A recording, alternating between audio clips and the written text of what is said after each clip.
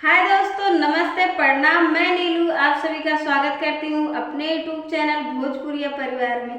आप सब कैसे हो? उम्मीद करती हूँ कि आप सब अच्छे होंगे और स्वस्थ होंगे। अगर आप सब मेरे चैनल पर नए हैं तो प्लीज़ मेरे चैनल को सब्सक्राइब कर लीजिए, लाइक कीजिए, कमेंट कीजिए। और मैं आप सबको छठ मैया का छठ का गीत सुनाने वाली हूँ। अगर आप सबको पसंद आए तो प्लीज़ कमेंट में बताइएगा। कोपी कोपी बोलेली छठिया मैया, सुनिए सेवक लोग, सुनिए सेवक लोग, सुनिए सेवक लोग। मोरा घाटे दुबिया पछी गईले, मकड़ी बसरा लिहले, मकड़ी बसरा लिहले, मकड़ी कोपी कोपी बोलेली छठिया मैया, सुनिए सेवक लोग, सुनिए सेवक लोग, सुनिए सेवक लोग। मोरा घाटे दुबिया पछी गईले, मकड़ी बसरा लिहले, मकड़ी बसरा लिहले, मकड़ी बसरा लिहले।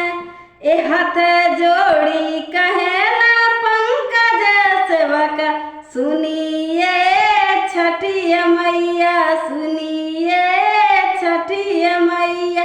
रौरा घाटे दुबिया गड़वाई देबो, मकड़ी उजड़ी देबो, मकड़ी उजड़ी देबो, मकड़ी उजड़ी देबो।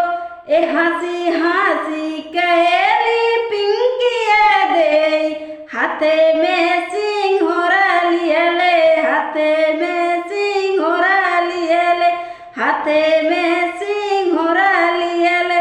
ए रौरा घाटे गोबरा लिपवाई देबो, चंदन छिड़काई देबो, चंदन छिड़काई देबो, चंदन छिड़काई देबो।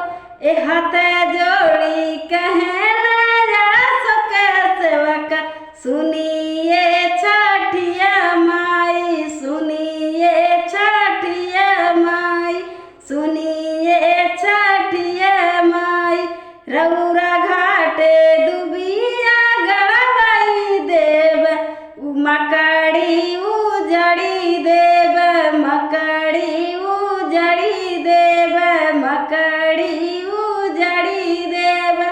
हंसी हंसी कहेली प्रतिमा दे, हाथ में सिंघोरा लिहले, हाथे में सिंघोरा लिहले, हाथे में सिंघोरा लिहले। ए रउआ घाटे चनानी तनवाई देबो, कोसिया भरवाई देबो, कोसिया भरवाई देबो, कोसिया भरवाई देबो। ए हाथ जोड़ी कहेला सूरज सेवक, सुनिए छठिया माई, सुनिए छठिया माई। रौरा घाटे दुबिया गढ़वाई देबो, मकड़ी उजड़ी देबो, मकड़ी उजड़ी देबो, मकड़ी उजड़ी देबो।